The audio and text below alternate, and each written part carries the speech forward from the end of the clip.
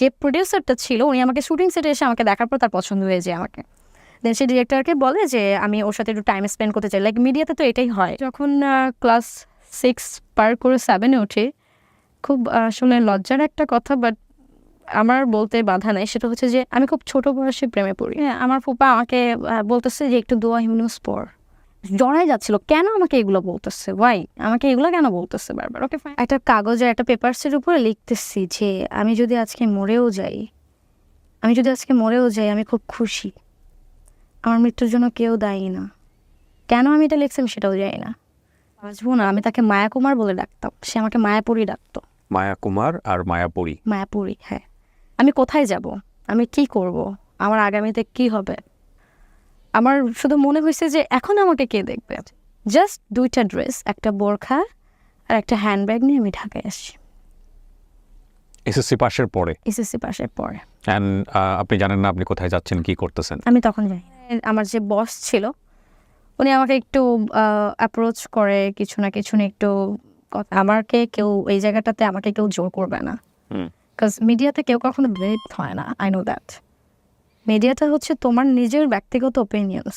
24 বছর বয়স এসে আমি একটা জিনিস খুব ভালোভাবে ফিল করছি যে তোমার পাশে যদি কেউ না থাকে তুমি তোমার জন্য একাই যথেষ্ট। প্রথমে নামটা একটু বলতে হবে। আসসালামু আলাইকুম ভাইয়া। ওয়ালাইকুম আসসালাম।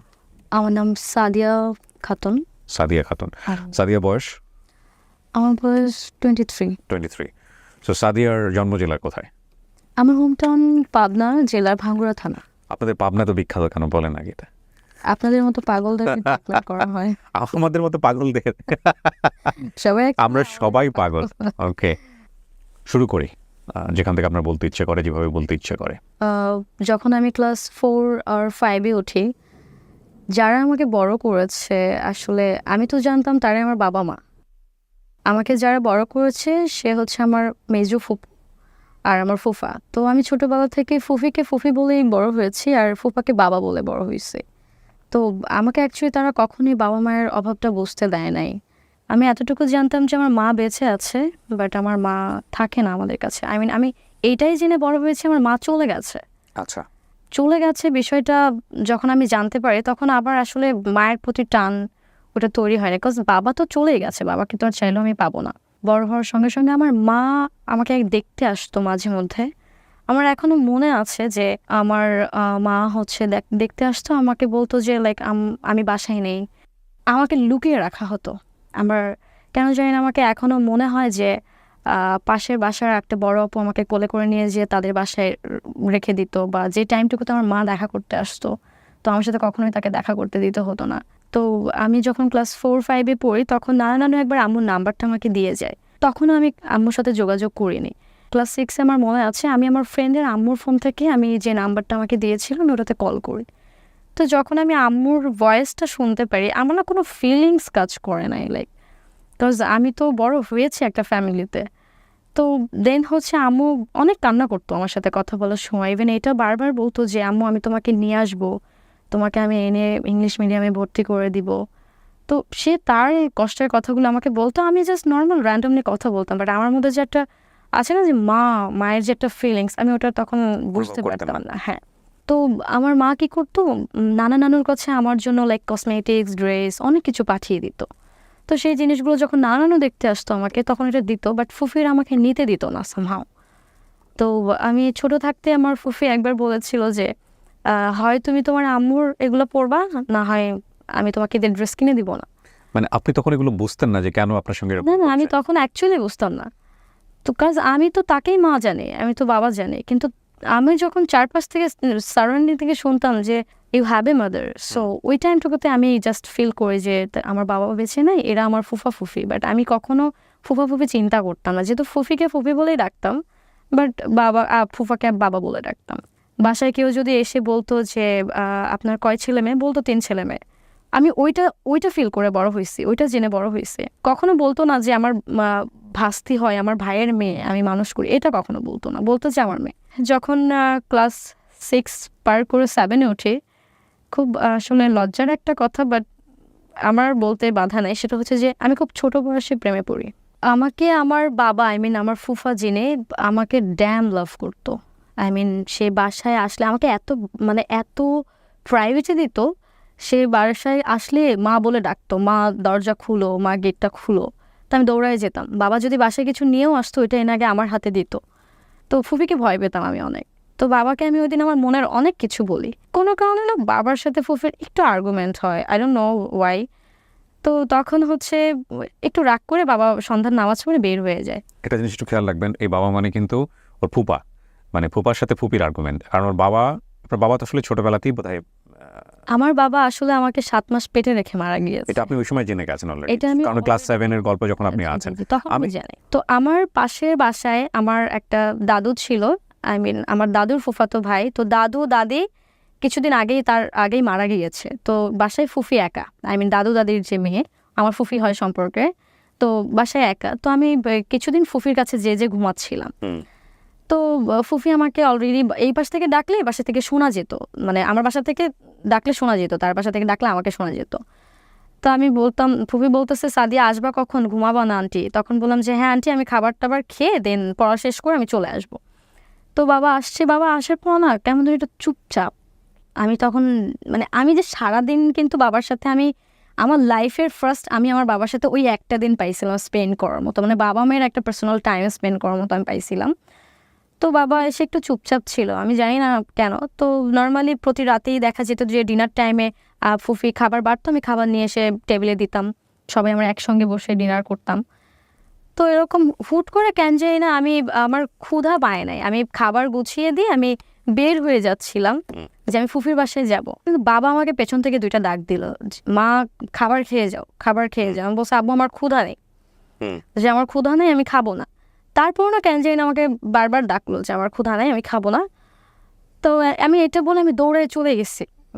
আমি অ্যাকচুয়ালি তখন দৌড়ে ফুফির বাসায় চলে গেছি। যাওয়ার পরে আমি ফুফির সাথে আড্ডা দিচ্ছিলাম, গল্প করতেছিলাম। বলতে বলতে আমি ফুফি আর আমি দুইজন পাশাপাশি শুয়েছি।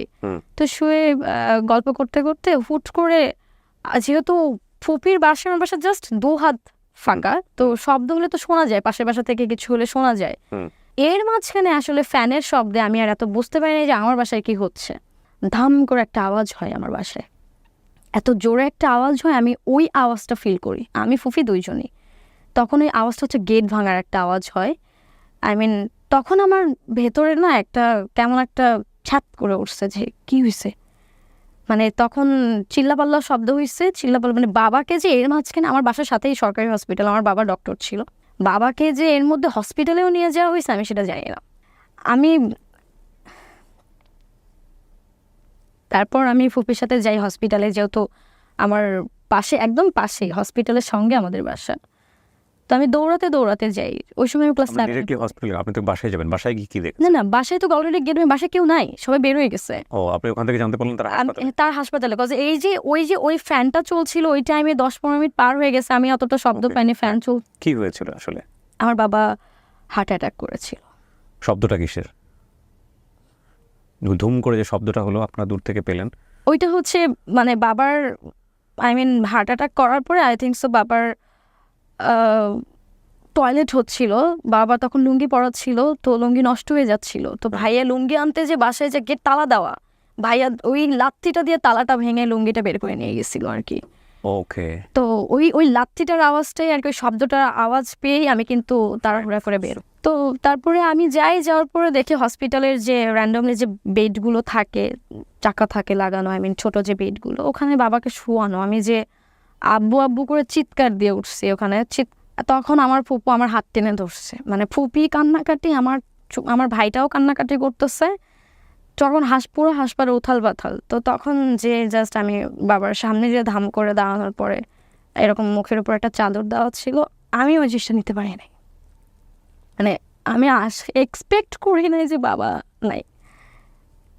তো আমি অনেক তখন ছোট ছিলাম, তো আমার ফুফাতো ভাই তো আমরা দুজন আপন ভাই বোনের মতো বড় হয়েছি। আমার কিন্তু বড় ভাই আছে, যেটা আমার বড় ভাইটা বড় ফুফির কাছে থাকতো, কিন্তু ওর সাথে আমার এত অ্যাট্রাকশন কাজ করতো না, যেটা আমার ফুফাতো ভাইয়ের সাথে হতো। কারণ আমরা একই প্লেটে খেয়ে বড় হয়েছি, একসাথে বড় হয়েছি, 1 ক্লাস উপর পিস ছিল। আমার ভাই জাস্ট 2টা ঈদে ঢাকা থেকে পাবনাতে যেত, ওই টাইমে আমরা দুইজন বারবার সেন্স হারাচ্ছিলাম। তো বাবা মারা যাওয়াটা না আমি নিতে পারি নাই কোনোভাবেই, মানে হাউ ইজ ইট পসিবল। আমি মানে পুরা সারাটা দিন আমি বাবার সাথে টাইম স্পেন্ড করছি, বাবা মানে আমার হাতে লাস্ট খাবার খেয়েই কিন্তু বাবা চলে যায়। আমি আসলে বাবা মারা যাওয়ার আগে আমার লাইফের ফার্স্ট আমি একটা সম্পর্কে জড়াই বা আপনি তখন ক্লাস 7-এই? তখন আমি ক্লাস 7-এ আমার একজন আত্মীয়র সঙ্গে কোনো একটা ঈদে আমি তাকে দেখি। দেখার পরে সামহাও আমি তাকে এত ডিপলি ফিল করি, লাইক কেন জানি না তার প্রতি আমার অনেক মায়া কাজ করতো। যে মানে কেনই মায়া কাজ করছিল আমি জানি না। তার সাথে আমার ফার্স্ট দেখা হয়, ইভেন সেও আমাকে বড় হয়ে ফার্স্ট দেখে, আমার কাজিন ছিল। তো আমি তাকে আগে ভালোবাসছি, সে তখনও আমাকে ভালোবাসেনি। উনি আমার 5 বছরের বড়, বড় ছিল। 4 বছরের বড় ছিল। Okay.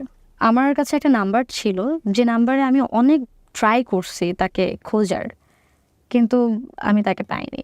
তো হুট করে একদিন আমার মাথায় ক্যাচ করলো যে এই নাম্বারটা আরও একজনের কাছে আছে, তার নাম্বার। তো আমি তার থেকে কালেক্ট করি সেই নাম্বারটা। কালেক্ট করার পরে আসলে সে যেভাবে ছটফট করে কথা বলছে আমি এটা আশা করিনি, যে আমি যেমনটা ছটফট করছি সেও যে একইভাবে আমার সাথে কথা বলার জন্য ছটফট করছে আমি সেটা জানতাম না। ওকে। আমি কিন্তু তখন ফুফির ফোন লুকিয়ে লুকিয়ে নিয়ে কথা বলতাম। বাট সে ওই দিন থেকে আমাকে এমন ট্রিট করেছে, আমার তাকে কখনো মনে হয় যে this is my new relationship, this is my first relationship, আমার এমনটা ফিল হয় নাই। আমাদের সম্পর্ক চলছিল, তো এর মাঝখানে বাবা মারা গেল। তো বাবা মারা যাওয়ার পরে আমার ফুফিরা 1 মাস পরে হজে চলে যায়। তো একদিন রাত্রিবেলা সামহাও আমি অনেক টেনশন করছিলাম। আমি ঘুমের মধ্যে রাত 1টা বাজে অনেক বাজেভাবে চিৎকার করে উঠি, অনেক জোরে চিৎকার করে উঠি। আর এই চিৎকার করার পরে আমার মাথা ব্যথা, আমার মাথা পেইন শুরু হয়ে যায়।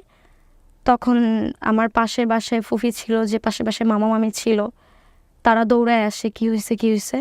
তো এরকম আমার কোনোভাবেই আমার মাথা ব্যথা কমে না। আমাকে যে মেডিকেলে নিয়েও যাওয়া হয়, আমার পাশে যেহেতু হসপিটাল, মেডিকেলে নিয়ে যাওয়া হয়। তো সেখানে ডক্টর আমাকে দেখার পরে বলছে যে এই ট্রিটমেন্টটা আমাদের হসপিটালে নেই, ওনাকে পাবনা সদর হসপিটাল আর রাজশাহীতে নিয়ে যেতে হবে, বিকজ এই ট্রিটমেন্ট আমাদের এখানে নেই। আমাকে অলরেডি 2-3টা ঘুমের ইনজেকশন দিয়ে দেয়, কিন্তু তারপরে কোনোভাবেই আমার ইমপ্রুভ হচ্ছিল না। আমি ওই রাতটাতে আমার প্রচুর বাম সাইডে মাথা যন্ত্রণা, যেটা চিৎকারের মতো অ্যাকচুয়ালি একটা পেইন ছিল। আমার আপন যে বড় ভাই আল্লামা কি, ও কিন্তু বড় ফুফির কাছে বড় হয়েছে, আমি আমার মেজো ফুফির কাছে বড় হয়েছি। জি। তো ওই টাইমে যখন দেখলাম আমি সিক, সে দৌড়ে আসছে। আসার পরে আমার ভাই আমাকে সঙ্গে করে ঢাকায় নিয়ে আসে। আমি যেহেতু পাবনাতে থেকেছি, আমাকে সঙ্গে করে ঢাকায় নিয়ে এসে আমাকে ডক্টর দেখায়। ডক্টর বলে যে আমার মাইনর স্ট্রোক হয়েছে। ও, ক্লাস 7-এ থাকা অবস্থায়? ক্লাস 8-এ তখন আমি। আমার বড় ফুফা আমাকে সাইকোলজিস্টের কাছে নিয়ে যায়। তো উনি জানতে চায় what's your problem actually, what happen to you. তো আমি তখন একটা কথাই বলতাম যে আমার খুব কষ্ট হয় আমার বাবা মায়ের জন্য। আমার ছোটবেলা থেকে আমি বড় হয়েছি সবাইকে হারাতে হারাতে বড় হয়েছি। আমি একটার পর একটা মরা লাশ দেখে বড় হয়েছি। তো ওই টাইমে আমার যে রিলেশনটা যার সাথে ছিল, সামহাও কোনো একটা কারণে তার সাথে আমার একটু মিসআন্ডারস্ট্যান্ডিং হয়। ঢাকা থেকে ভাঙ্গুড়াতে, পাবনাতে যখন ব্যাক করি, আমার ফুফিরা কিন্তু হজে থেকে আসে। আর যেদিন হজ থেকে আসে তার পরের দিন আমার লাইফ পুরো মোড় ঘুরে যায়।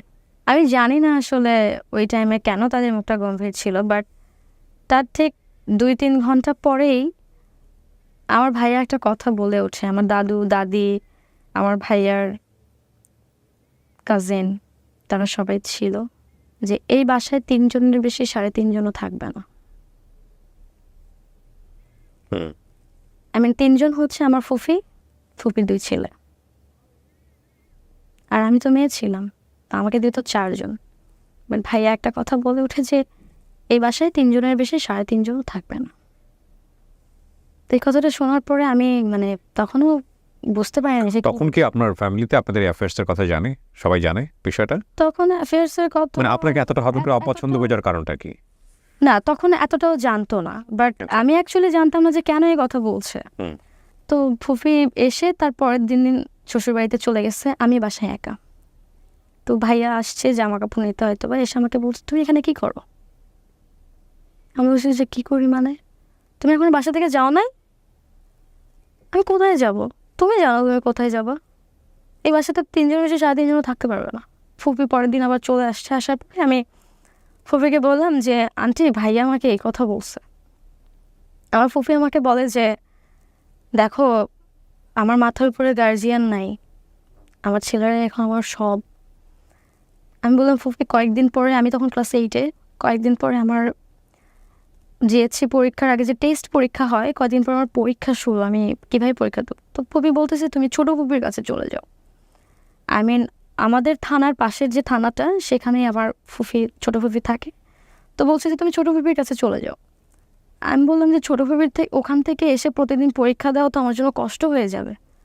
তখন আমার ফুফি আমাকে বলতেছে যে ফুফু তোমার রক্তের ফুফু না, আমাকে এটা বলছে। তখন আমি না এক লাইফের প্রথম আমার ফুফিকে বলছে আপনিও তো আমার রক্তের ফুফি, আপনি কেন চলে যেতে বলছেন? সো ইন দ্য মিনটাইম আপনার আপন মায়ের সাথে কি আপনার সম্পর্ক ছিল? No. একেবারে ফুল অফ? তখন তো হ্যাঁ ফুল অফ। কোথায় আছে, কিভাবে আছে আপনি জানেন? জানি না, বা আমার আম্মু ওরকম যায় না। আমার মা ও আচ্ছা, বাবা মারা যায় যেদিন, আই মিন আমার ফুফা মারা যায় যেদিন, সেদিন আমি আম্মুকে ফোন দিয়ে বলছিলাম যে ফুফা মারা গেছে, ওইটাই জাস্ট। মা ইন্টারেস্ট দেখায়নি আপনার ব্যাপারে যে তুমি আসো আমার কাছে চলে? ওইটা তো সবসময় বলে, কিন্তু ওই দিনটাতে মারা যাওয়া, ওই দিনটাতে তখন একটু আম্মু মন খারাপ হয়েছে, একটু কষ্ট পাইছে, তো আমাকে ওইভাবেই রাখছে। তো বলছে যে তুমি আমার কাছে আসবা কবে, তুমি আমার কাছে চলে আসছো। সো আপনার তো অপশন ছিল তখন? তো অপশন ছিল তখন, বাট আমি তখন মানে আপনি মেনে নিতে পারছেন না মেনে বিষয়টা? নিতে পারছি না। আমার সামনে পরীক্ষা, আমি তো পড়ালেখা করছি, আমি স্টুডেন্ট হিসেবে খারাপও ছিলাম না মোটামুটি। তো আমাকে চলে যাওয়াটা দেখে আমাকে আমার বাসার পাশে আন্টিরা অনেকবার আটকানোর ট্রাই করছে, তুমি আমার বাসায় থাকো, আমার কাছে আসো, আন্টিরা আটকানো নিয়ে যাও। আর আমি কারোর কথা শুনি নাই। আমি বাসা থেকে বের হয়ে যাই। বের হয়ে যাওয়ার সময় আমি তখন জানি না আমি কোথায় যাব। মনে পড়ে যে পাশের এলাকা হচ্ছে আমার ছোটো দাদু থাকে, ছোটো দাদুর বাসা, আমি ছোটো দাদুর কাছে চলে যাই। ছোটো দাদুর ওখান থেকে আমার স্কুল খুবই কাছে ছিল, জাস্ট 5 মিনিটস লাগতো। দাদু যখন জিজ্ঞেস করে কী হয়েছে, আমি কান্নাকাটি করে বলি যে আমাকে বাসা থেকে বের করে দেওয়া হয়েছে। দাদুর রুম থেকে আমি বড় চাচুর বাসায় রুমে চলে গেলাম। ওখানে থেকে আমি আমার জিএসসি পরীক্ষার টেস্ট পরীক্ষাগুলো দিই। ওখানে যেহেতু আমার ওই যে মেডিসিনগুলো কিন্তু কন্টিনিউসলি আমার চলে, ওখান থেকে আমি জিএসসি ফাইনাল এক্সাম দিলাম। ফাইনাল এক্সাম দেওয়ার শেষ তো 1.5 মাসের ছুটি হলো আমার ঢাকা, আমার বড় ফুফির বাসায় আমি তখন চলে আসলাম। তো তখন আমার মাথায় আসে যে আমার মায়ের সাথে যোগাযোগের বিষয়টা। ওই সময়টাতে কিন্তু আমার যার সাথে সম্পর্ক ছিল তার সাথে কিন্তু যোগাযোগ অফ ছিল, জাস্ট বিকজ অফ তার সাথে আমার একটু মনোমালিন্য হয়েছিল। এরকম একটা অফ যে সে আমার লাইফ থেকে হয়তো চলেই গেছে, লাইক এরকম একটা অফ ছিল। তো ওই দিন রাতে আম্মুর সাথে কথা বলি 3 ঘন্টা। তারপরে পরের দিন 16 ডিসেম্বর চলে। সকালবেলা আম্মুকে ফোন দিয়েছিলাম আমি, যেহেতু লুকিয়ে লুকিয়ে কথা বলছি। আম্মু আমাকে জাস্ট বলছে যে মামুনি আমি তোমাকে এক ঘন্টা পরে বাসায় যেয়ে কল দিয়েছি। র্যান্ডমলি সারাটা দিন আমি যেমন রুটিন তেমন করার পরে সন্ধ্যার পরে আমাকে জোরে ডাকছে, ডাকার পরে বলছে ফোন দে। ফোনটা ঠাস করে নিয়ে নিয়েছে আমার থেকে, কি হয়েছে আমি কিছুই জানি না। তো আমার সামনে একটা হুট করে ফোন আসছে, আম্মুরা বাইরে চলে গেছে, যাওয়ার পরে কথা বলতেছে, কথা বলে টলে আসার পরে বলতেছে যে কালকে তোর আম্মুর সাথে কথা বলছিলি, কী কথা বলছিলি? বাট এই যে আমার মা কিন্তু ওই টাইমে আমার বড় ফুফাকে ফোন দিয়ে হাউমাউ করে কান্না করছে যে আমি আমার মেয়েটাকে আমার কাছে 7টা দিন রাখতে চাই। আমার মেয়েটাকে তো আমি কখনো কাছে থেকে দেখি নাই, বড় হয়েছে, একটু রাখতে চাই। কিন্তু আমার ফুফা আমার ভাই দুজনেই না করে দেয়। তো পরে সকালবেলা আমাকে ভোরবেলা ডাকা হয়েছে। আমাকে প্রতিদিন রাত্রেবেলা আমি 10টা বাজে ঘুরে যেতাম, সকাল 8টা উঠতাম। ভোর 6টা বাজে ফুফি আমাকে ডেকে উঠেছে, বলতেছে যে তোমরা বাড়ি যাও, দাদুর একটু শরীর খারাপ, তোমার ফুফার সাথে বাড়িতে যাও। আমি খুব খুশি, আমার দাদু বাড়িতে সরিষার ফুল হয় প্রতি বছর, আমি 4 বছর দেখি না, আমি যাব। আমি আমার একটা কার্টুনের ব্যাগ ছিল, ব্যাগের মধ্যে ইচ্ছা মতো জামা কাপড় তুলছে, ওষুধ তুলছে। ফুফি বলতেছে এতদিন তো থাকবা না, একটা জামা নিয়ে যাও জাস্ট। আমি কিন্তু জানি আমি আমার দাদুকে দেখতে যাচ্ছি। তো গেলাম, যাওয়ার পরে আমার আমার যে ছোটো চাচার বাসায় আমি থেকে পরীক্ষা দিয়েছি, সেখানেই আমরা ফার্স্ট গিয়েছি। ছোটো চাচার শাশুড়ি, আমার সম্পর্কে নানি হয় যিনি, উনি আমাকে হুট করে বলতেছে যে আমাকে কে জানি বললো যে সাদিয়ার মা মারা গেছে, তোর নাকি মা মারা গেছে। আমি কি আলাই বালাই কথা বলছি, আমার আম্মুর সাথে আমি কালকে রাতে কথা বলছি, আমি এটা বলছি। আমি তখন আমার সেন্সে কাজ করে নেই যে আমি আম্মুর সাথে কালকে কথা বলছি, নানু আম্মুর কিছু হয় না। বলে তাহলে কার কথা বা বললো, আমি তো বুঝতে, মানে সে তো বয়স্ক মানুষ, সে এতটা গুরুত্ব দেয়নি, বাট আমাকে কিন্তু এটা বলে ফেলছে সে। বাট আমি তখন বলছি যে নানু আমার আম্মুর সাথে আমার কালকে আগের দিন কথা হয়েছে 3 ঘন্টা। তখন বলছে তাহলে মনে হয় কার কথা বা শুনলাম। ওকে ফাইন, আমি কোনো রকম রাতটা পার করলাম। আমি তো খুব এক্সাইটেড যে আমার দাদা বাড়িতে যাবো, কারণ আমার দাদা বাড়ি ছিল আমার লাইফে একটা, আমার প্রাণ ছিল। মাঝ রাস্তায় যে আমার ফুফা আমাকে বলতেছে যে তুই একটু স্যালাইনের পানি খা, এটা বলতেছে। আমি এমনি তো আমি স্যালাইনের পানি খেতে পারি না, আমার বমি হয়ে যায়। তুই যদি দাদু বাড়িতে যে যদি সেন্সলেস হয়ে যাস, আমি তো আজব, তুমি সেন্সলেস হবো কেন? পরে বলতেছে যে না একটু স্যালাইন খা, তো শরীর ভালো না, যদি একটা কোনো সমস্যা হয়ে যায়। তো আমি কি করছি, ফুফা ওইদিকে তাকাইছে, আমি মুখের মধ্যে স্যালাইন এদিকে ফেলে দিচ্ছি, ফুফা এটা টেরও পায় নাই। তখন আমাকে ফুফা আরেকটু রাস্তা যেতে যেতে বলতেছে যে চল আজকে তোর নানু বাড়িতে যাই। এদিকে আমি মানে মনে মনে বলতেছি সূর্য অস্তে কোন দিকে উঠছে, যে যারা আমাকে কোনোদিন নানুর বাড়িতে যেতে দেয়নি, মায়ের সাথে যোগাযোগ রাখতে দেয়নি, সে আমাকে বলতেছে যে নানুর বাড়িতে যেতে। তখন বলতেছে যে তোর খালামণি, আমার বড় ভাই সবাই আসছে, চল তোর নানাকে একটু দেখে যাই। আমি আরও খুশি। দেন আমি ফুপার সাথে গেলাম। যাওয়ার পরে নানু বাড়িতে আমি কিন্তু সেই ছোটোবেলায় গিয়েছি, এরপরে কিন্তু এত 10-12 বছর 13 বছর কিন্তু কখনো যাইনি। মানে মার চেহারাই মনে নাই? মাকে তো দেখিনি আমি, আমার মাকে তো আমি কখনো দেখি নাই। আমার ক্লাস বেবি ওর যখন 1-এ উঠি তখন হয়তো আমাকে স্কুলে একবার দেখতে আসছিল, কিন্তু লুকায় ফেলছিল আমাকে। ওই যে বললাম, মানে মার সাথে কোনোদিন কখনোই দেখা হয় না আমার মায়ের সাথে।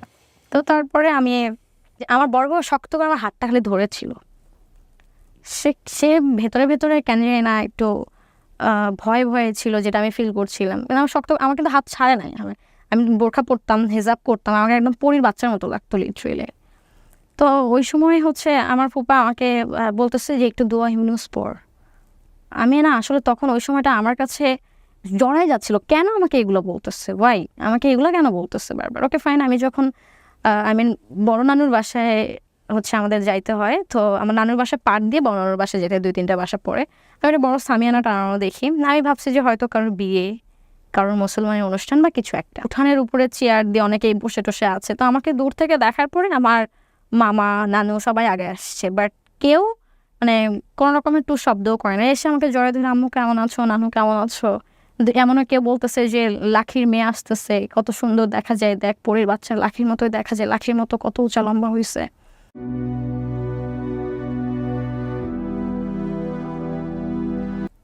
সবার মায়ের আদর খাইতে তোমার এত ভালো লাগে, আমাকে বলতেই ভুলে গেছো। তখন আমি জানতে পারি যে আমি যে অসুস্থ ছিলাম, মায়ের মারা যাওয়ার খবরটা আমি নিতে পারবো না, আমিই মারা যাবো, আমাকেই বাঁচাইতে পারবে না। যার কারণে আমার মা যে মারা গেছে, মারা যাওয়ার পরে আমাকে 2 দিন পরে মায়ের লাশ দেখাইছে, বিকজ অফ আমার মায়ের পোস্টমর্টম হয়েছে। পোস্টমর্টম? এক্স্যাক্টলি। কেন? বিকজ অফ আমার মা ছিল উনি ফার্স্ট অনেক ভালো ছিল, যেটা আমি জানতাম। বিয়ের 4-5 বছর পরে উনি ডুবে যায়। তারপর আমার মাকে অনেক বাজেভাবে টর্চার করতো। আমার মা যেটা আর্নিং করতো সেটা নিয়ে নিত। অ্যাকচুয়ালি আপনার মা সুইসাইড করে? না, আমার মা সুইসাইড করে, তাহলে মাকে পোস্টমর্টম মেরে ফেলা হয়। উনি আমার মাকে মেরে ঝুলিয়ে রেখে যায়, যেটা আমি কিন্তু তখনও জানতাম না। মা যে মারা গেছে কীভাবে আমি জানতাম না।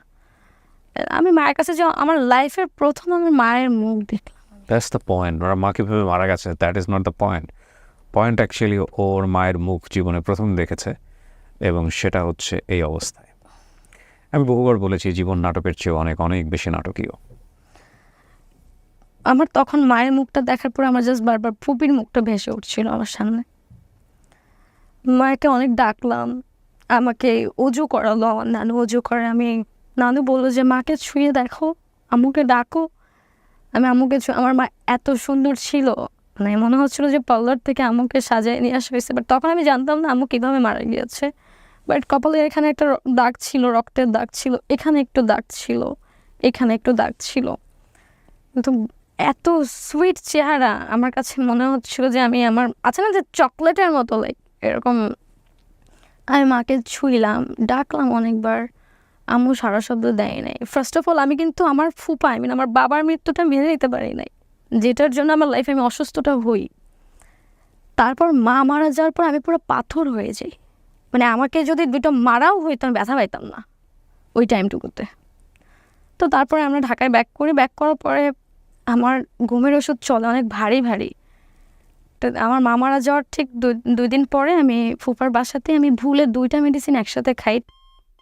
আমি খেয়াল করি নাই, খাওয়ার পরে খুব বাজে রিয়াকশন হয় আমার, যেটা হচ্ছে আমার হাত পা পুরো ভার হয়ে যায়। তো ওই টাইমে আমি বেডের উপরে বসে ভাইয়ার কম্পিউটারের ডেস্ক থেকে আমি একটা ব্লেড নিয়ে আমার নখ কাটছিলাম। ওইটা দুপুরবেলা ছিল, তো আমি নখ কাটছিলাম। আমি কিন্তু র্যান্ডমলি খাওয়া দাওয়া করে, বাট 2টা মেডিসিন যে একসাথে আমি ঘুমের ওষুধে 2টা খেয়ে ফেলছি, আমি এটা খেয়াল করি নাই।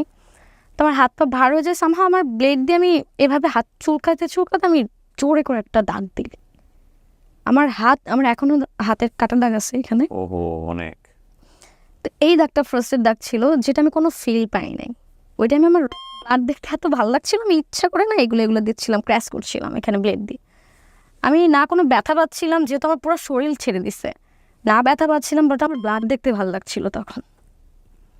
আমার যে অসুস্থতা ছিল মাইনর স্ট্রোকে, সেটা কিন্তু আমার নাক মুখ দিয়ে ব্লিডিং হইতো। আর আমি এখানে একটা নোটিস করতে চাই, বিশেষ করে সাইকিয়াট্রিস্ট যারা আছেন তাদেরকে। আমি তো মানুষের জীবন গল্প নিয়ে কাজ করি এবং কাজ করেছি লম্বা সময় ধরে। এই যে ও যেটা বললো না, যে ওর হাতে একটু দেখাই হাতটা এরকম করে, আপনি ক্যামেরায় ধরেন, হ্যাঁ আপনার হাত দেখতে পাচ্ছেন। এই দাগ আমি শত শত দেখেছি এবং আমি আজ পর্যন্ত কোনো ছেলের শরীরে পাইনি এই দাগ, সবই মেয়েদের শরীরেই। এবং আরেকটা ইন্টারেস্টিং ইনফরমেশন হচ্ছে এই দাগগুলোর পেছনে বিহাইন্ড দ্য স্টোরি যেটা থাকে একটা প্রেমের সম্পর্ক মোটা দাগে। এবং কিন্তু ওর ক্ষেত্রে আমি যেটা পেলাম ডিফারেন্ট। আমার কথা সেটা না, আমার কথা হচ্ছে যে কোন ডিপ সেন্সে গেলে, কোন ধরনের সেন্সে গেলে একটা মানুষ শরীর থেকে রক্ত বের করে দিতে পছন্দ করে।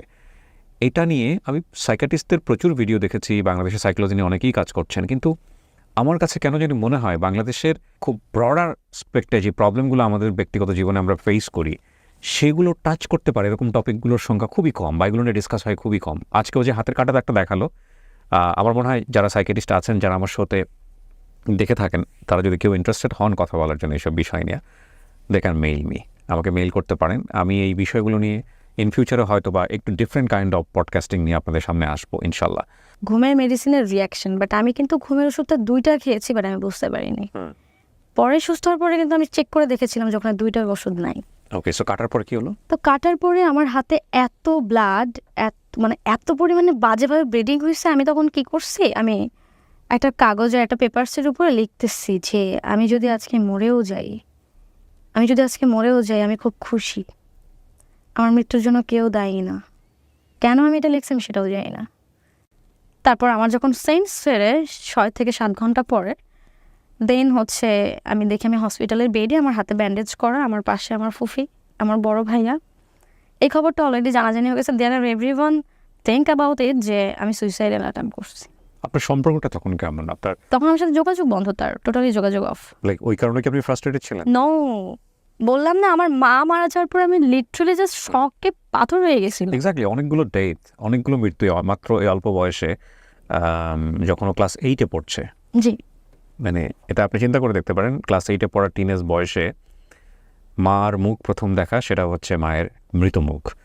সো মানে খুব সহজে রিলেট করা যায় বিষয়গুলো। ওকে, তারপর দেন হচ্ছে আমি হাসপাতাল থেকে কি হলো? হাসপাতালে আমার ফুফা যে ডিরেক্ট আমার হাতে ফোন দিল, আমার এইভাবে এনে তোর ফোন। এই ফোনের জন্য এত কাহিনী তো নেই, ফোন নেই। তারা ভাবছে যে আমার যে রিলেশন, যেহেতু সম্পর্কের কথা তারা জানে, যেহেতু যখন ফুফি শেয়ার করছে যে সাদিয়া কিন্তু আমাকে এগুলো শেয়ার করছে, তার মানে ওটার কোনো, হ্যাঁ, তখন বলছে যে এই ফোনের জন্য এত কিছু, ফোন নেই।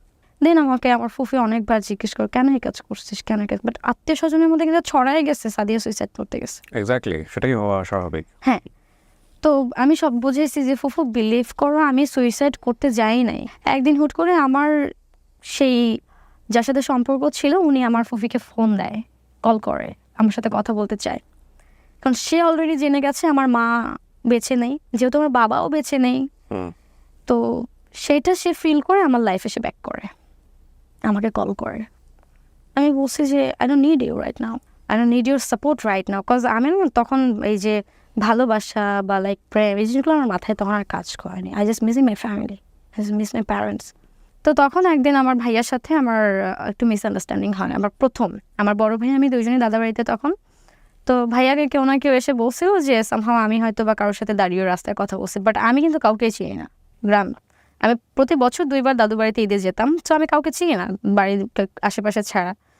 তো আমার ভাইয়া না কারো একজনের সাথে রাগারাগি করে এসে, আই থিঙ্ক সো, ওই রাগটা আমার উপরে ছাড়ে। আমার ভাই লাইফের ফার্স্ট আমাকে এত বাজেভাবে মারে, এত বাজেভাবে আঘাত করে, মানে যে আঘাতটা আমি সহ্য করতে পারি নাই। আমার জায়গায় জায়গায় রক্তের দাগ, কাটা দাগ, কপাল ফেটে, মাথা ফেটে যাওয়া। আমার ভাই আমাকে অনেক বাজেভাবে আঘাত করে। তা আমি তখন, আমার কাছে তো লটস অফ মেডিসিন, ঘুমের ওষুধ অনেক, যেহেতু আমার ডেইলি খেতে হয়, 49টা খেয়ে ফেলি। আমি কি করছি, ঘুমের ওষুধ খাওয়ার পরে আমি নতুন একটা কমলা কালারের ড্রেস পরছি, নতুন ড্রেস, যেটা আমি ফার্স্ট ইউজ করলাম ওই দিন। নতুন ড্রেসটা পরে আমি দোয়া কালাম পড়তে পড়তে, আর ওই যে আমার যে মানুষটাকে আমি হারাইছি, ভালোবাসার মানুষটাকে, তাকে ফোন করছি। সে ফোন রিসিভ করছে, রিসিভ করার পরে বলছে যে আমি জাস্ট বলছি যে আমি মনে হয় আজকে বাঁচবো না, আমি তাকে মায়া কুমার বলে ডাকতাম, সে আমাকে মায়াপুরী ডাকতো। মায়া কুমার আর মায়াপুরী? মায়াপুরী, হ্যাঁ। আমি বললাম, মায়া কুমার আমি মেবি আজ আর বাঁচবো না। তো আমাকে বলতো আমার কি, যাও মরে যাও। তারপরে আমার আর বাঁচার ইচ্ছাই মরে যায় ওই টাইমে। আমার ওই যে চোখ বন্ধ হয়, 9 দিন আমি বেঁচে ছিলাম না আসলে। 9 দিন কোথায় ছিলেন? কোমায় ছিলাম আমি। মানে পরে স্টোরিটা কার কাছ থেকে শুনেছেন? আপনাকে? পরের স্টোরিটা আমার ভাইয়া বলেছে, ফুফি বলেছে। তো ওই টাইমে আমি পুরো বডি নীল হয়ে গিয়েছিল আমার। ডক্টর বলেছে যে আমাকে আর বাঁচাতে পারবে না। 9টা দিন আমার পুরো বডি নীল হয়ে গিয়েছিল। ডক্টর বলছে যে আমরা এনাকে বাঁচাতে পারবো না, এখন আল্লাহ তালাই পারবে ওনাকে বাঁচাইতে। আপনারা আত্মীয় স্বজন যারা আছে তাদেরকে খবর দেন, দেখে যেতে বলেন, আমরা বাঁচাতে পারবো না। তো আজকে আপনারা এখানে আসবো বিধায়, আপনার সাথে দেখা হবে বিধায় ওই দিন আমার কেনে আঙুল নাড়া দিয়ে উঠছে 9 দিনে। তো বাই দ্য ওয়ে আর sense of humour is so good. এটা হয়তো অনেকটা আপনারা দেখতে পাবেন না, ভিডিওতে অনেক কিছু এডিট করে ফেলতে হয়েছে। ওকে, বাই দ্য ওয়ে, হ্যাঁ, সো প্লিজ। আমার কেনে আঙুল নাড়া দিয়ে উঠে আমি বেঁচে যাই। আমি তখন তো ডক্টর আশ্চর্য হয়ে যায়, বাট আমার উপরে তখন আমার ফুপির আরও রাগ।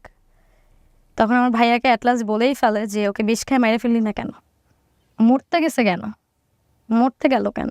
সবাই আমার উপর রাগ স্বাভাবিক, কারণ আমি নামাজ কালাম পড়ে বড় হয়েছি। একটা মজার বিষয় হচ্ছে যে এই আচরণগুলো সাধারণত যারা করেন তারা অনেক বেশি সিম্প্যাথি পাওয়ার জন্য করেন। অনেক বেশি মানুষ তাদেরকে ইমোশনালি অ্যাটাচ হোক, ভালোবাসা দেখ বুঝুক, এটার জন্য করেন। কিন্তু আসলে যারা রাগী মানুষ এসব জিনিস দেখে রাগে, তারা কিন্তু এইসব দেখে আসলেই সিম্প্যাথাইজ হয় না, তারা আরো বেশি রেগে যায়। তো আমি সুস্থ হয়ে যাওয়ার পর কিন্তু আমাকে কেউ দেখতে আসে নাই। আমার জাস্ট বড় ভাইয়া আসে, মানে ঢাকা থেকে বড় ভাইয়া যায়, যাওয়ার পরে ভাইয়া তখন মাথায় হাত রেখে একটা কথাই বলে যে লাইফ ইজ সো টাফ, কেবলমাত্র শুরু, এখনো অনেক দূর যেতে হবে তোমাকে। আমার বড় ফুফু আমাকে একটা কথা বলেছিল যে সাদিয়া তুই তো লাইফ থেকে মায়া কাটিয়ে ফেল, এই মায়া তোর জীবনটা ধ্বংস করে দেবে। ইট ইজ ডেফিনেটলি ট্রু যে আমি মায়া আমার জীবনটা ধ্বংস করে দিছিল ওই টাইমে।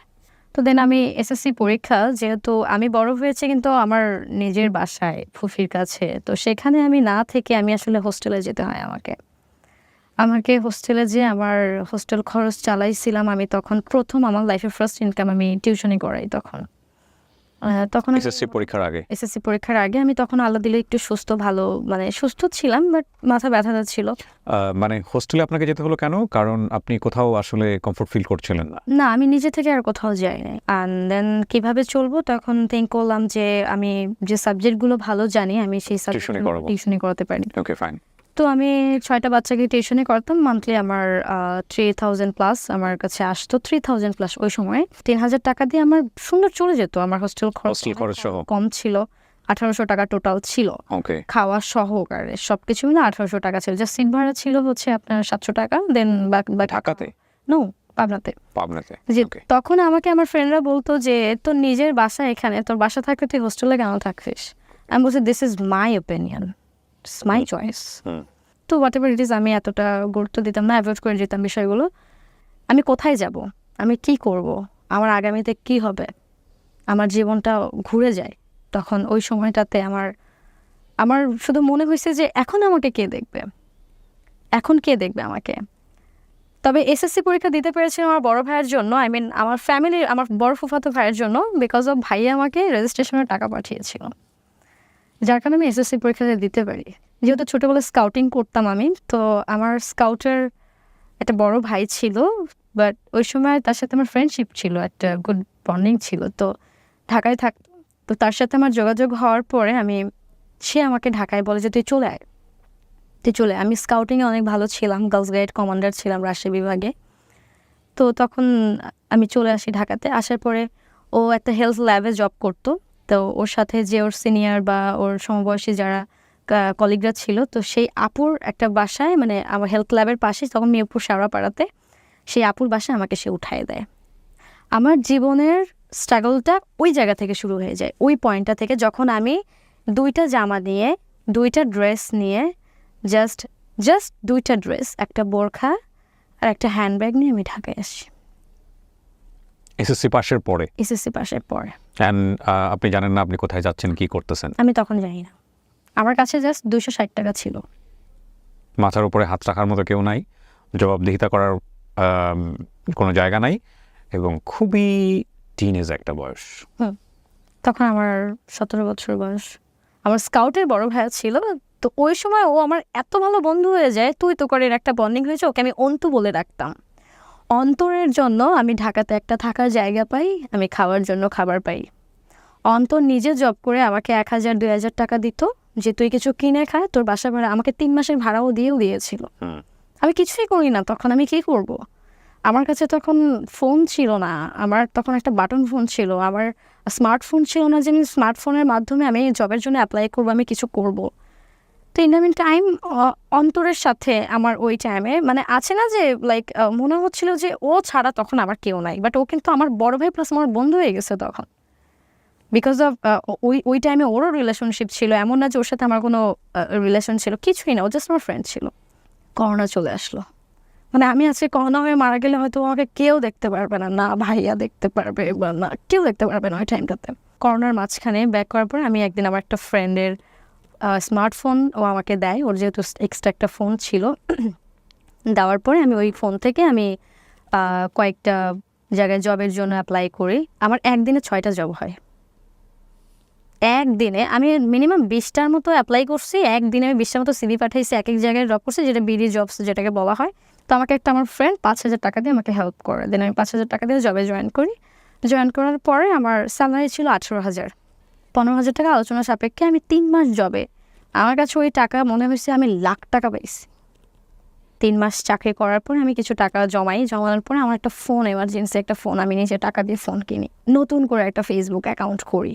আমার লাইফে আমি একটা মানুষকে না ভুলতে পেরে কোনোদিন কোনো রিলেশনে যেতে পারিনি। মানে তখন কি রিলেশনশিপটা আপনার ব্রেকআপ হয়ে গেছে ওর সঙ্গে? আমার সাথে কোনো যোগাযোগ নাই, তার মানে কোনো লাস্ট কোনো ওয়ার্ড ছিল না? কোনো যোগাযোগ নাই, তাকে অনেক ভালোবাসছি আমি। মানে আপনি ব্যাপারটা কেমন ছিল যে আপনি তার জন্য ওয়েট করছিলেন, সেই আপনার সঙ্গে যোগাযোগ? আমি জানতাম সে আর ফিরবে না, কোনো কারণে আপনাদের মিসআন্ডারস্ট্যান্ডিং হয়েছে। তারপর আমি তাকে কখনোই ভুলতে পারি নাই, আমি ওই সময় তাকে কখনোই ভুলতে পারি নাই। বা আমি এখন যদি দাঁড়িয়ে বলি, আমি আজও তাকে ভুলি নাই, সেটা আমি আজও তাকে ভুলি নাই। তো ওই চিন্তাটা করে আমি অ্যাকচুয়ালি কখনো রিলেশনশিপে যেতে পারি নাই, কোনো রিলেশনে যেতে পারি নাই। টাকাকে আমি জিনিসটা চিনে গেলাম, দিস ইজ মানি অ্যাকচুয়ালি। তো দেন হচ্ছে একদিন আমি যেখানে জব করছিলাম সেখানে আমার যে বস ছিল, উনি আমাকে একটু অ্যাপ্রোচ করে, কিছু না কিছু নিয়ে একটু কথা বলে, যেটা আমার আসলে একটু পছন্দ হয়নি। উনি আমাকে একটু টিচ করে বসে, যেটা আমি শুরুতে একটু ভয় পাই। বা তখন আমি আসলে ওই লাইফটা, আমি ঢাকা শহর তো তখন ভালো মতো চিনি না, জানি না আমি মানুষজনকে। Double meaning sentence. এক্স্যাক্টলি। তো উনি যখন আমাকে ডাবল মিনিং করে, আমি তখন আমার জবটা ছেড়ে দিই। তো ওই মোমেন্টে আমার মাথার উপর এসে দাঁড়ায় আমার খালা, যাকে আমি আজ মা বলে ডাকি, যাদের সাথে কিন্তু কোনোদিন কমিউনিকেশন করতে দেয়নি আমাকে আমার ফ্যামিলি। তো ওই সময় আমি আমার খালামণিকে পাই, ওইখানে আমি আমার আরেকটা ফ্যামিলি পেয়ে যাই। মানে স্ট্রাগলের মাথায় এসে আমি শুরুতে এসে আরেকটা ফ্যামিলি পেয়ে যাই। তো ওই সময় আমার নিজের একটা কলিগ, উনি আমাকে বলে যে, আমাকে সবাই জান্নাত বলে ডাকতো, যেহেতু আমার ভালো নাম হচ্ছে সাদিয়া জান্নাতি। কলিগ উনি আমাকে বলে যে, জান্নাত ম্যাম, আপনার মানে লুক অনেক সুন্দর, আমার নিজের একটা বাইং হাউস আছে, আমি আপনার কিছু ছবি তুলতে চাই। কে বলে এটা? আমার একটা কলিগ, ওনার নিজের একটা বাইং হাউস ছিল, যেহেতু উনিও চাকরি ছেড়ে দিয়েছিল কোনো একটা রিজনে। তো তখন আমি রাজি হয়ে গেলাম যে ছবি তো উঠাবে, সমস্যা নেই। তো তখন হচ্ছে ছবির হাটবাজার নামে একটা অ্যাপস ছিল তো ওই সময়। তো তখন আমার 10 থেকে 12টা ছবি তোলার পরে আমাকে না উনি 5,000 টাকা আমার হাতে দেয়। আমার মাথায় তখন একটা চিন্তা আসে যে আমি যদি 1 মাস কষ্ট করে 18,000 টাকা স্যালারি পাই, আর একটা ছবি তুলে যদি একটা দিন যদি আমি 5টা ড্রেস পরে ছবি তুললাম, আমাকে 5,000 টাকা দেওয়া হলো, এটাই তো আমার জন্য গুড অপশন। এইখান থেকে আমি যখন 3-4টা ছবি আপলোড করলাম, দিন দেখি আমার ফেসবুক অ্যাকাউন্টে কেউ মিডিয়া রিলেটেড আমাকে নক করছে। আমি ধীরে ধীরে মিডিয়ার সাথে যুক্ত হয়ে গেলাম। ওকে। দেন মিডিয়ার সাথে যুক্ত হয়ে যাওয়া বলতে গেলে প্রথম এখানে মিডিয়া বলতে যেটা বোঝাচ্ছে উনি, সেটা হচ্ছে shoot like YouTube media, actually not main stream media. কারণ উনি আসলে বেশ কিছু কাজ করেছেন, আমি যেটা দেখেছি নাটকগুলো বেসিকলি আপনার হচ্ছে সোশ্যাল মিডিয়ার জন্য নির্মাণ করা হয়। ওকে, ফাইন। বাট ফটোশ্যুটের জায়গাটাতে আমি কখনোই, মানে আমাকে কেউ কোনো ইঙ্গিত করেনি, কেউ কোনো ডাবল মিনিং করেনি, কেউ কোনো বাজে কথা বলেনি। তো অ্যাট লাস্ট আমার 4-5টা কাজ হয়ে যাওয়ার পরে আমাকে একজন মিউজিক ভিডিওর জন্য আমাকে নক করে। তো তখন ফার্স্ট গান হচ্ছে আসিফ আকবর ভাইয়ের প্রথম গানে আমি প্রথম শ্যুট করি। বাট আমি কিন্তু তখন আসলে জানতাম না যে অ্যাক্টিং লাইক কীভাবে করতে হয়। বাট ছোটবেলা থেকে নাচ গান এটা রিলিজ হয়েছে আসিফ আকবর সাহেবের এটা রিলিজ অনেক আগে, আসলে এই ভিডিও আমি নিজে আর খুঁজে পাই না। ওকে। তো তখন আসলে ফার্স্ট অফ অল আমি যেটা জানতে পারি সেটা হচ্ছে মিডিয়াতে গিভ অ্যান্ড টেক বলে একটা সাবজেক্ট ইউজ হয়, যেটা কম বেশি আমরা সবাই জানি। বাট ওই সময়টাতে আমি ফার্স্টে তো এত জানতাম না এটা। তো আমিও হ্যারেস হয়েছি মিডিয়াতে। হ্যারেসটা এমন হয়েছে যে আমাকে কোনো শুটিংয়ে গেলে আমাকে কেউ কিছু বলে নিয়ে যেত না। ফার্স্ট আমাকে এটা বলতো না যে তোমার সাথে আমার এটা এরকম কিছু একটা হতে পারে বা এরকম আমরা কিছু করতে পারি। তো আমি শুটিংয়ে যাওয়ার পরে একদিন আমি হ্যারাসমেন্ট শিকার হই। আর যে হ্যারাসমেন্টের শিকারটা আমার জন্য মানে এতটা ব্যাড ইফেক্ট ছিল, যেটার জন্য আমি শুটিং সেট থেকে বের হয়ে আসছিলাম আমার লাইফের ফার্স্ট। কজ আমার একটা কথা আমার মাথায় ছিল যে আমার কাছে মনে হয়েছে যে আমি ঠিক, সব ঠিক, আমাকে কেউ এই জায়গাটাতে আমাকে কেউ জোর করবে না। কজ মিডিয়াতে কেউ কখনো ব্রেক হয় না, আই নো দ্যাট। মিডিয়াটা হচ্ছে তোমার নিজের ব্যক্তিগত ওপিনিয়ন্স। আমি যখন জানলাম যে আমার যদি নিজের ইচ্ছা থাকে 2টা টাকা বেশি ইনকাম করার, আমার যদি লোভটা থাকে, আমি তার সাথে যেতে পারি, হোয়াট এভার ইট ইজ। এটা আমার ইচ্ছা, ব্যক্তিগত ইচ্ছা। আমার যদি মনে হয় যে না, আমি সারাদিন শুধু কাজ করব, কাজ করার সময় যার সময় পেমেন্ট নিয়ে যাব, এটা করতে পারি। তো আমি এরকম, আমি কিন্তু অলরেডি হ্যারাস হয়েছি, তারপর আমি বের হয়ে গেছি। হ্যারাসটা কোথায় হয়েছে? যে ডিরেক্টর ছিল উনি অ্যাকচুয়ালি আমাকে কোনো অফার করেনি, উনি কোনো বাজে অফার করেনি, কিছুই না। বাট যে প্রডিউসারটা ছিল উনি আমাকে শুটিং সেটে এসে আমাকে দেখার পর তার পছন্দ হয়ে যায় আমাকে। দেন সে ডিরেক্টরকে বলে যে আমি ওর সাথে একটু টাইম স্পেন্ড করতে চাই। লাইক মিডিয়াতে তো এটাই হয়, রাইট? মিডিয়াতে এরকমটাই হয়ে আসে, অনেকেই হয়তো বা কেউ বলে বাট কেউ বলে না। সো আমার জায়গাতে আমি এরকম একটা হ্যারাসমেন্টের শিকার হই। বাট আমি তখন আসলেও এই জায়গাটা এতটা ভালো, তখন আমি প্রফেশনাল না, আমি জাস্ট ফার্স্ট মানে নিউ ফেস। সো তখন আমি শুটিং সেট থেকে বের হয়ে যাওয়ার পরে আমার পেমেন্ট ছিল 5,000 টাকা তখন, ওই সময়ে 4-5টা কাজের পরে। দেন হচ্ছে আমাকে ভাইয়া নিজেই 2,000 টাকা বিকাশে পাঠিয়ে দেয়, যেহেতু আমাকে শুটিংয়ে নিয়ে আসা হয়েছে, আমি এখান থেকে বের হয়ে গেছি।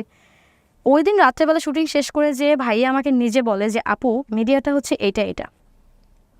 ওনার কথা মাথায় রেখে আমি গত 4 বছর মিডিয়াতে কাজ করছি। আর যে কথাটার জন্য আমি মিডিয়াতে সুন্দরভাবে কাজ করতে পারছি, কোনো বাজে অফার থেকে শুরু করে এভরিথিং আমি সুন্দর করে মেনটেন করে কাজ করতে পারছি। তো আমি যখন আমি মিউজিক ভিডিও কাজ করতে হঠাৎ করে আমার নাটকের অফার আসে। তো আমার অ্যাক্টিংয়ের প্রতি একটু আলাদা একটা ফ্যাসিনেশন ছিল। তো তখন আমি অ্যাক্টিংয়ে ঢুকে যাই। অ্যাক্টিংয়ে ঢুকে যাওয়ার পর থেকে আমার মিউজিক ভিডিওর দিকে আর তাকাতে হয়নি। তখন আমাকে আর পেছন ঘুরে তাকাতে হয় নাই। তখন আমি মোটামুটি সপ্তাহে 3 দিন 4 দিন ইনকাম করছি। তখন আমি অ্যাকচুয়ালি টাকা কখনোই গুছাইতাম না। আমার না নিজস্ব কোনো ব্যাংক ব্যালেন্স ছিল, না পার্সোনালি কোনো ব্যাংক ব্যালেন্স ছিল। আমি কখনোই কিছু করতাম না, আমি জাস্ট খরচ করতাম। তারপরে আমি আমার যে স্ট্রাগলিং যে লাইফটা, আমার যে আপুর সাথে শেয়ারে থাকতাম, সেখান থেকে আমি সাবলেট নিলাম। সাবলেট মানে এক রুমে আমি রুম নিলাম, কিছু ফার্নিচার করলাম, মানে একটা বেড করলাম, একটা। লেখাপড়ার কি অবস্থা তখন? আমি লেখাপড়া তখন কন্টিনিউয়াসলি করছি। ওকে, মানে লেখাপড়ার পাশাপাশি হচ্ছে এই ধরনের করোনার সময় তো 1 বছর এমনি তো আমাদের সবার ইয়ালস হয়ে গেছে। তো তারপরে আমার যে মিডিয়ার আমি যে ইনকাম করছি সেটা দিয়ে আমি কলেজে ভর্তি হই। কলেজে ভর্তি হওয়ার পরে আমি আর্টস সাবজেক্টটা নিয়ে যেতাম, আমি কিন্তু সায়েন্স পড়ে আসছি। রাইট, মানে ওর যেটা হয়েছে যে নিজের পয়সা ইনকাম করে নিজে পড়াশোনা করছে, নিজের খরচ নিজে চালাচ্ছে এবং ভবিষ্যৎটা নিজের হাতে গড়ার চেষ্টা করছে। রাইট। সো ইন্টারমিডিয়েট পাস করলেন আপনি ওই সময়টাতে? না, ইন্টারমিডিয়েট পাস করার আগ মুহূর্তে হচ্ছে আমার মোটামুটি আমি বেশ কিছু কাজ করে অনেকটা এগিয়ে আসছি। এইচএসসি আমার 21-এ পরীক্ষা দাও, 22-এ আমি সার্টিফিকেটটা পাই। এগুলো সব নিজের পড়াশোনা নিজের খরচ, নিজের টাকায় আমি করেছি। আমি আমার বাসা শিফট করি, আমি মানে পুরো একটা ফ্ল্যাট নিয়ে আমার বড় ভাইকে আমি আমার কাছে নিয়ে আসি। মাশাআল্লাহ। এখন কি মানে আপনারা দুজন একসঙ্গে থাকেন? এখন আপাতত একসাথে নেই, ভাইয়া already married, he have a baby right now. তো আমি আমার ভাইয়াকে নিয়ে এসে ইভেন দেন ওই সময় আমার ভাইয়া বেকার, আমার ভাইয়া কিছু করে না। সো আপনি সাপোর্ট দিয়েছেন? আমি সাপোর্ট দিয়েছি। ইভেন আমি আমার ভাইয়াকে পরিচিত বড় ভাইয়ের মাধ্যমে জবেও ঢুকিয়েছি ওই টাইমে। তো আমরা 2 ভাই বোন ভালোই চলছিল। রাইট নাও আপনি পড়াশোনা করছেন? এখন আমি পড়াশোনা ছাড়িনি, কজ এটা আমার মানে আমি এখন বিএসএস ডিগ্রি করছি রাজশাহীতে। তো আমি 2nd বর্ষে আছি। তো আমার আর 1.5 বছর আমার পড়ালেখা শেষ হয়ে যাবে। এর মাঝখানে আমার যে বড় ফুপি, উনি কিন্তু আমার সাথে কখনোই যোগাযোগ অফ করেনি। উনি আমার সাথে লুকিয়ে দেখা করছে, লুকিয়ে আমাকে খাবার দিচ্ছে, এটা ওটা দিয়েছে। আর আমার খালামণি তো আছেই, আমি তাকেই পেয়ে গেছি ওই সময়। এইভাবেই আমার আসলে 6 বছর কেটে যায়।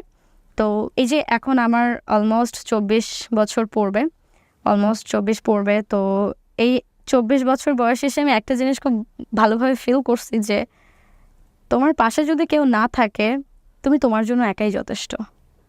আমার সাহস ছিল, আমি আজকে এতদূর আসতে পেরেছি। পারফেক্ট। আমার মনে হয় প্রশ্নটা করার প্রয়োজন নাই যে সাদিয়া কেন আজকে এই গল্পটা এখানে বলতে এসছে। আমি একটা জিনিস বিশ্বাস করি, প্রত্যেকেরই গল্প আছে। সেই গল্পে কেউ ভিলেন আছে, কেউ নায়কের ভূমিকায় আছে, কেউ একেবারে না বলার মতো জায়গায় আছে। তবে এগুলো জাস্টিফাইড না, কারণ যে ব্যক্তিগুলো ওনার জীবনে কষ্টে বা দাগ ফেলে গেছেন তাদেরও যুক্তি আছে সেই জায়গা থেকে।